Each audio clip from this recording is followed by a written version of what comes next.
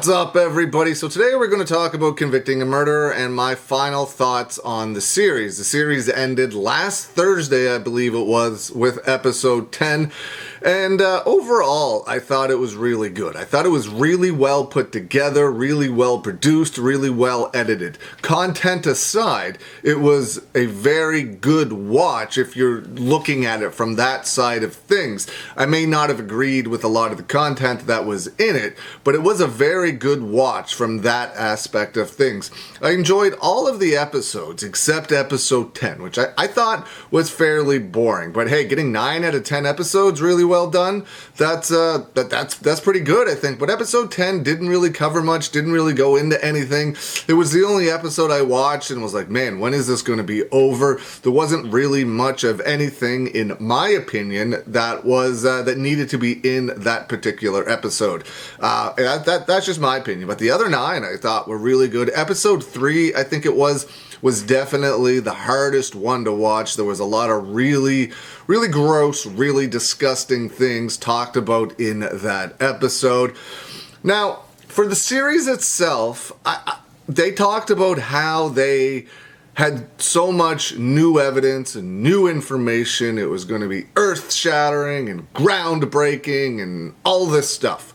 None of that happened. Throughout the 10 episodes, there was only one thing that they talked about that I didn't really know about. And for people that follow the case much more closely than I do, that wasn't even a thing for them. What I'm talking about for me was, I think it was the lanyard that was found in the console of Teresa Halbach's car.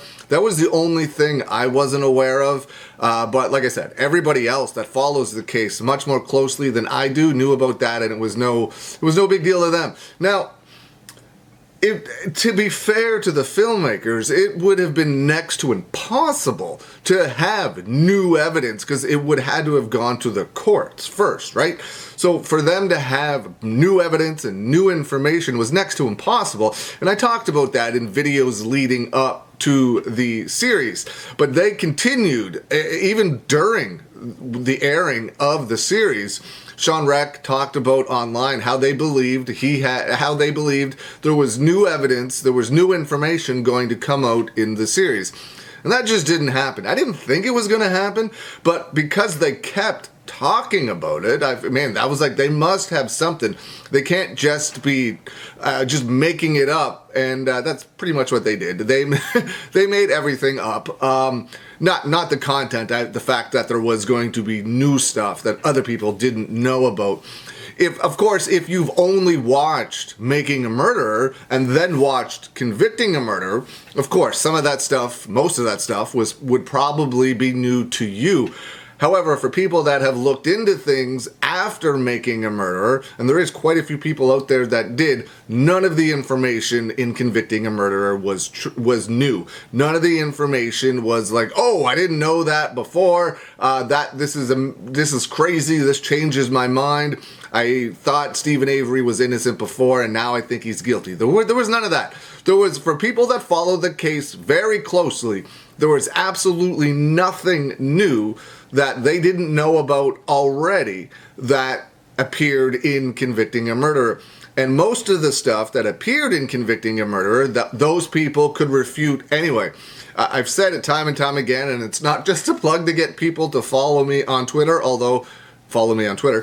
The folks over there can produce information at a second's notice, a moment's notice, to refute most of everything that you've seen in Convicting a Murderer and talking about things that they left and they edited. One of the big things that Convicting a Murderer talked about was the editing of Making a Murderer, and absolutely Making a Murderer edited stuff. They edited transcripts, interviews, all that kind of stuff. But Convicting a Murderer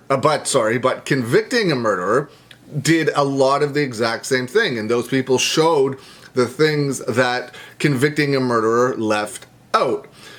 It's up to you whether you think it's as significant in your mind as what Making a Murderer did with Convicting a Murderer doing the same thing. But there wasn't anything new, like I said. Now, even Candace Owens, she early in the series, they talked about Earl Avery. and they were making Stephen Avery, they were talking about Stephen Avery being a, like, horrible sex offender and things like that. But they were interviewing Earl Avery at the same time. And I remember tweeting, and Candace Owens actually responded and said that they were absolutely going to talk about Earl Avery's past, which was about 4.5 seconds on screen of them showing just a little bit of a newspaper clipping of what Earl Avery actually did. So that was another lie as well. I mean, I guess technically they showed a little bit of what he did, but they did not go into it whatsoever. They are vilifying, as they should, Stephen Avery for what he did. But one of the people they are talking to and is on their side and giving the truth did horrendous things as well. But that's okay. He gets a pass from Candace Owens and the Daily Wire and Ben Shapiro and Sean Reck because he's on their side. They didn't feel like they had to go in to as much detail, or any detail really at all, with what Earl Avery did compared to what Stephen Avery did, because he was on their side. Now, if Making a Murderer did that, boy, would Candace Owens and Sean Reck and the team just vilify it and tear it apart. They definitely portrayed him as somebody that is like, yeah, we're on the Daily Wire side. I think Stephen Avery's guilty. He did this, so they put Earl Avery in a positive light. And they can do whatever they want. It's their docuseries. They can portray whoever they want. But when you're vilifying one person and then interviewing somebody else that did the exact same stuff, that's kind of weird. That's a pretty big double standard there. A lot of people that support Candace Owens on my channel talk about how they love her. They think she's great. They love the things she talks about. Rah, rah, Candace Owens. Have said that they've lost respect for her because of this docuseries. Now, I'm sure Candace Owens could care less about the dozens and dozens of people that are losing respect for her because of this docuseries.